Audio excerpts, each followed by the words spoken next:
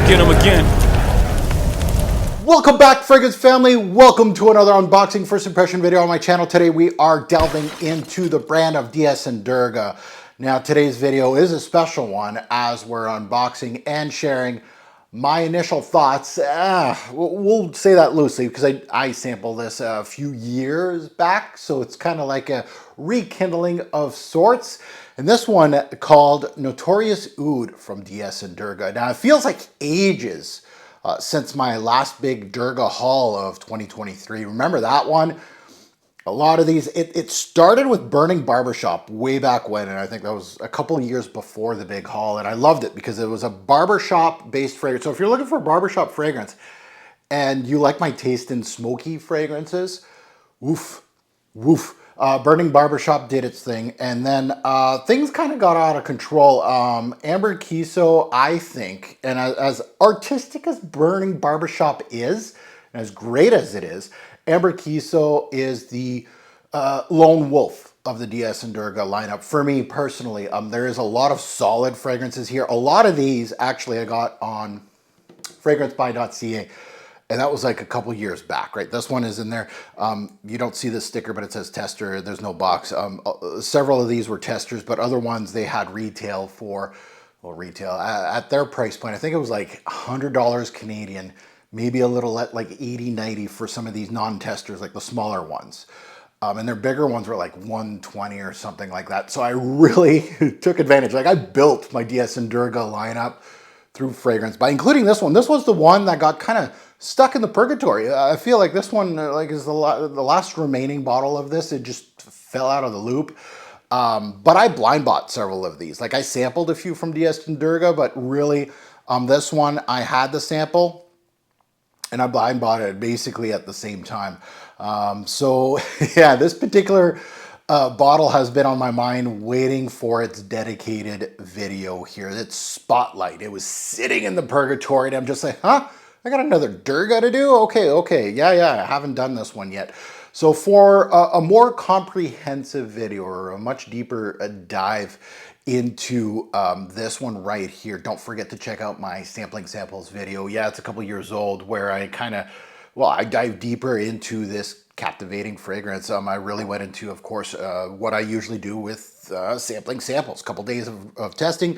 You're going to know about the dry down. You're going to know about, performance, things like that. So if you're really interested out of this initial video, I'll tag it at the end of the video where I can do my little YouTube thing and you can watch it after. But just a cool tidbit about this release, which I thought was really interesting, is this scent draws inspiration from the iconic rapper Biggie Smalls, which is my t-shirt is today. Might as well wear it, which makes perfect sense given DS and Durga's Brooklyn origins. Brooklyn!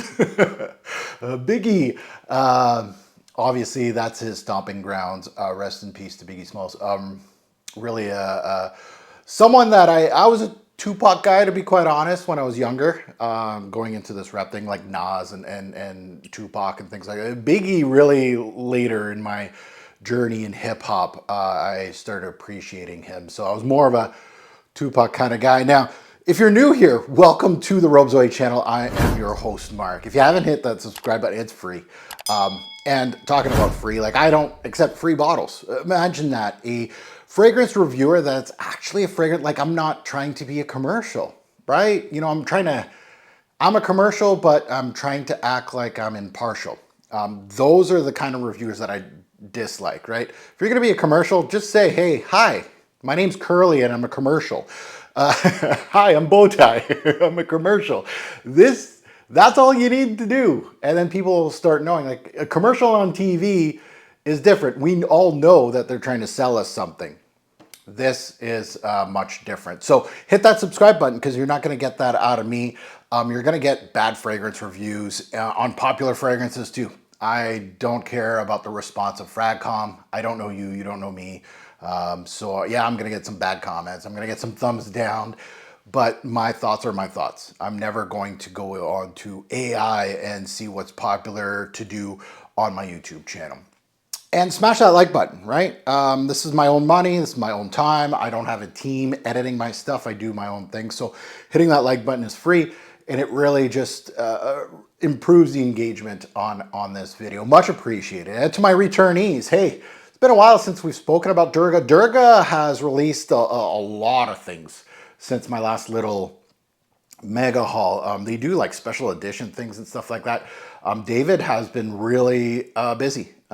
Some that are really interesting, the names and the notes. I'm really interested in kind of not going my second dip, but I guess my second dip into the Durga brand and just kind of see what he has done lately. And it might be an expensive dip.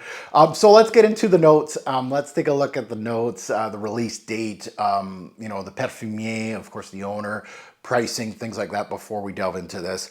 So on the top, we have saffron, galbanum, and camphor notes.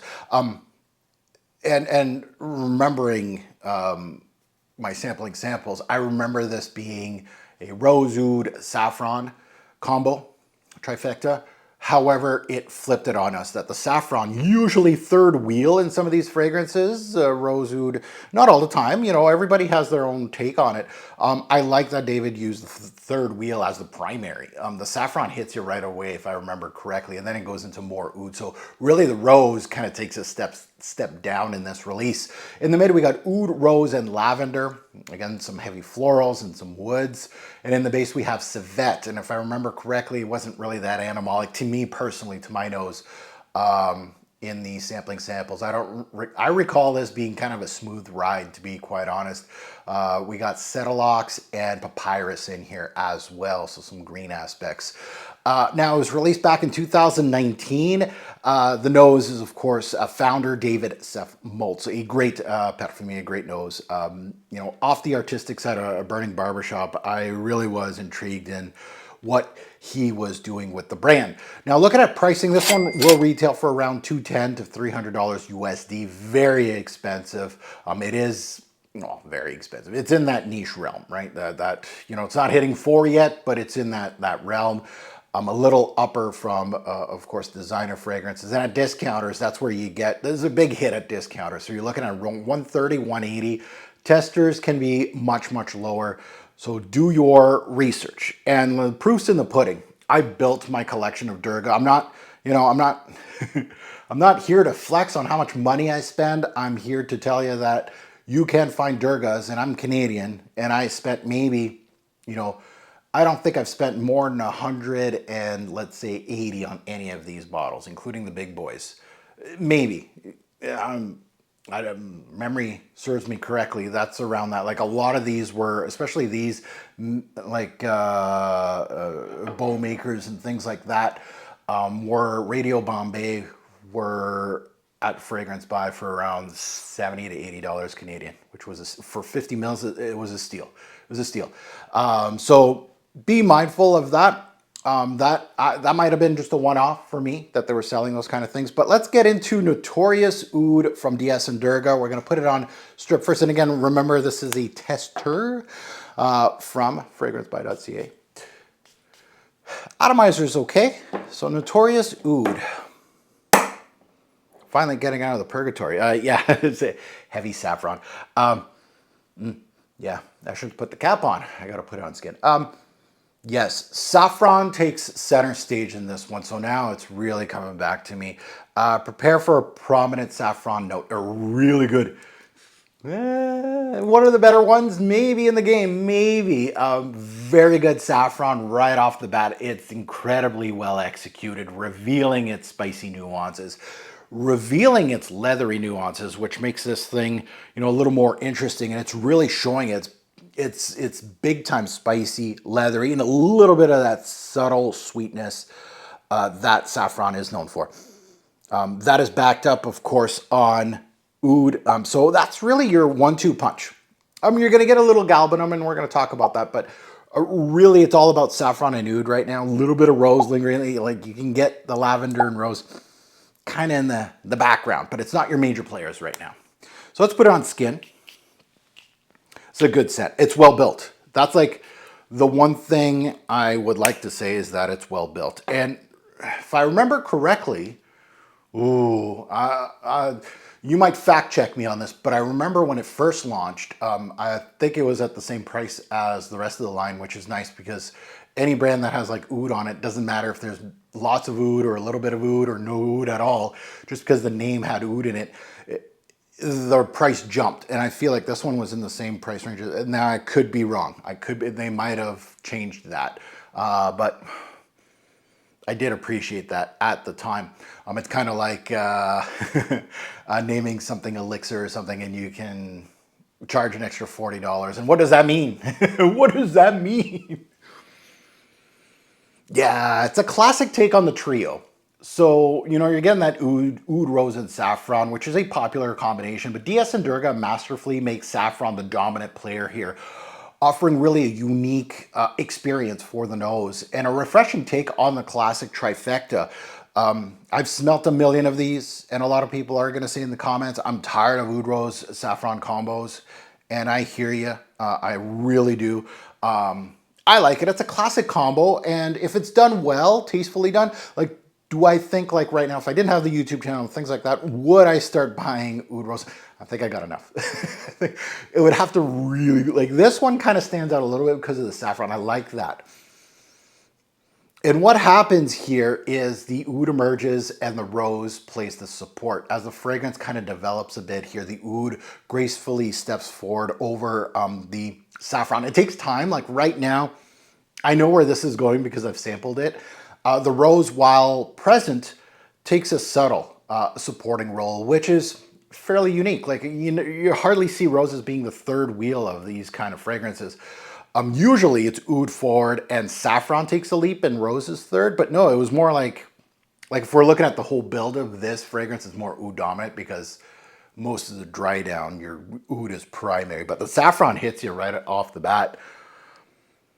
But the rose is subtle, so subtle that it allows the oud to really shine in this fragrance. And it is a refined dry oud, which is what I would classify this as. This isn't a challenging, in my personal opinion. Now there's some reviews out there that, and I don't know everybody's nose, but you know, like looking at civet and I'm looking at papyrus and I'm looking at oud and I'm looking at camphor and I'm saying, oh, this is going to be dark. It's mellow. It's going to be like gloomy kind of thing. No, not really. It isn't challenging. And it's not really overpowering to me as an oud. Instead, it's really smooth. It's woody, of course, and slightly dusty. That's the kind of interpretation that you're getting. A beautifully dry and approachable take on the note, in my personal opinion. Now, there's some subtle green nuances here. There's a little bit of green nuances here. You can get that from rose. You can get that from the galbanum. You can get that from the papyrus. The subtle greenness and the lift that the galbanum gives in the opening here it adds a familiar green resinous feel to the fragrance, providing an interesting contrast to the oud and of course the saffron. And when I kind of go into this fragrance, you know, I'm going to call this animalic free zone. You know, if you're wary of, oh, what kind of oud is this? Is it going to be cheesy? Is it going to be barnyardy? No, not at all. Civet, meh. You know, rest assured, this fragrance remains clean and devoid of any real challenging animalic facets. There might be some lingering in the background of this fragrance a little bit, but classifying this as a barnyardy or challenging oud, in my personal opinion, or a heavy civet-based fragrance, is classifying this thing wrong, personally. And again, my nose, you might say, well, your nose may be a little more advanced in this kind of fragrances, that when I first smelt this, it was animalic to me. And I could see that, like I could see both sides of the coin. But for me, animalic free zone. At the end of the day, Notorious Oud, rest in peace to Biggie. At the end of the day, a solid quality offering. While perhaps not a groundbreaking fragrance in the rose oud saffron combo, DS and Durga delivers an undeniably high quality, well crafted fragrance that fits comfortably within their esteemed collection. It is a good part of the collection. It's very solid. Every collection, I think, in the niche realm needs one of these. Do it right. You can do it right, you can do it wrong, or you can do a little more unique and, have other parts of the fragrance make it more unique. I like that, like throw in a benzoin or a labdanum in here and you got heavy resins that could really bolster the fragrance a little bit and give it unique pieces to be just the oud rose saffron combo. This is in that classical style. Is it something hugely unique? No, but the galbanum does its thing. Lavender, if I remember correctly, does its thing in the back end as well. So Notorious Oud, just exactly that, a solid quality offering from DS and Durga. It might not be in your wheelhouse, but a very solid one in that realm. Now that you heard my thoughts, I'd love to hear yours. Drop a comment on Notorious Oud if you have smelt it. Good, bad, and the ugly, of course, or any other DS and Durga favorites. You can, let me know. I might go in a second dip on the brand here in 2025, 2026 and get some samples of maybe some newer releases. Throw them at me, the ones that you've been interested in or you've smelt lately that are really, really good. Even discontinued, like limited edition ones, I can find little samples on these sample sites. So let me know in the comments below all that good stuff. And as always, a great or poor fragrance will make a lasting impression. Choose your scent wisely. Thanks for watching, YouTube. Have a good one.